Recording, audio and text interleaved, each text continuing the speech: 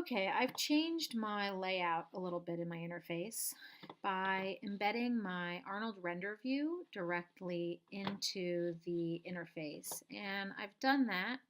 Um, it was a floating box before.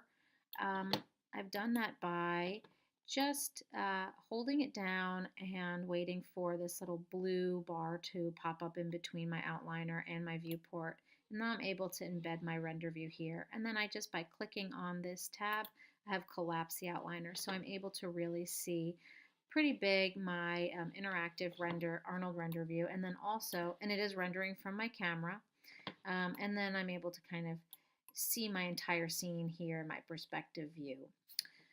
So there are two Arnold light objects that I'm going to talk about now. There's quite a few here, but the two I want to talk about is just you can again add a kind of Arnold area light rather than using regular area light. We have this Arnold area light, and I've added one. Oops, did not mean to do that. Re-embed this here.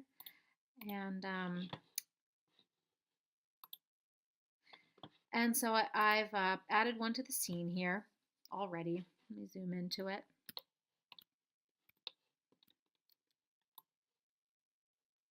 And it works quite a bit like the other area light does.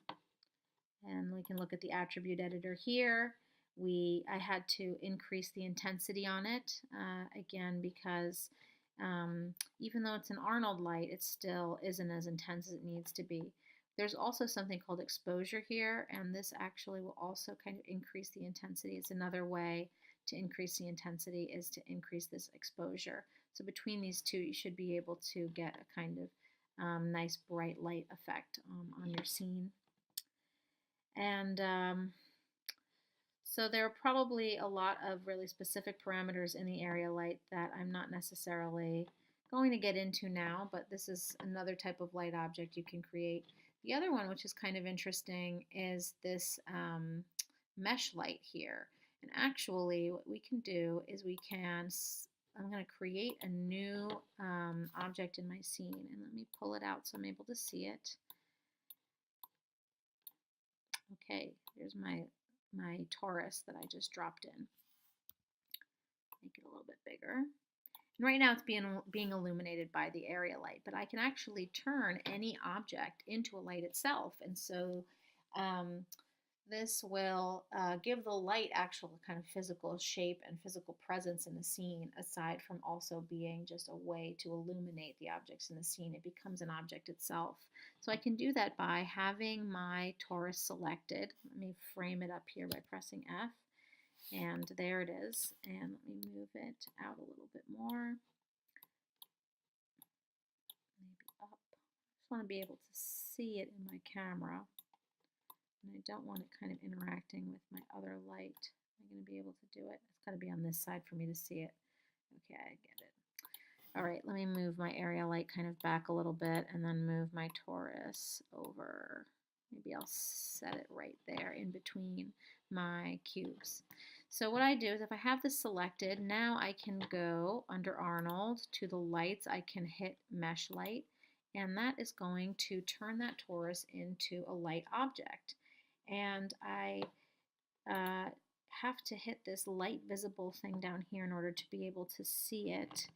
And I can again increase the exposure on it, but now you can see, I think actually if I change the color you'll be able to see it even greater. Let me give it a red kind of color and also increase the intensity.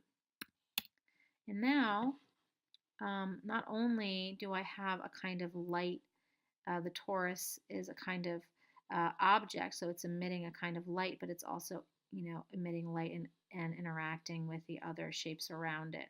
So this is kind of interesting.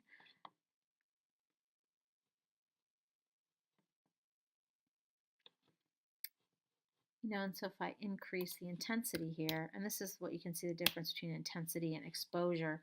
Exposure is changing how bright this light is, but it's not necessarily changing its kind of decay rate or how large of a space it's illuminating.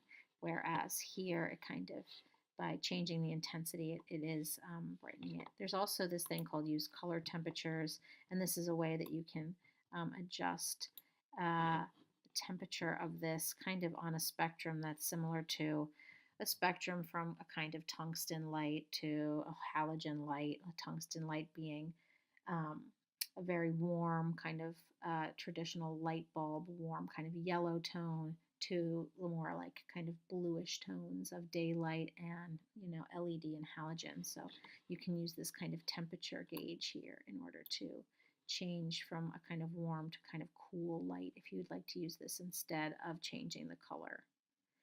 And again, we have kind of cast shadows.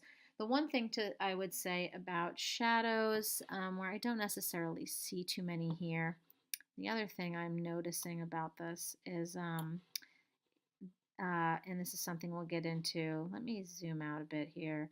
You see this kind of pixelation, and this is something that we have to kind of adjust in the render settings of Arnold. Maybe this is a good time to kind of try to play around with this. If we go to our render settings and under the Arnold renderer tab, if we increase some of these settings here under ray depth,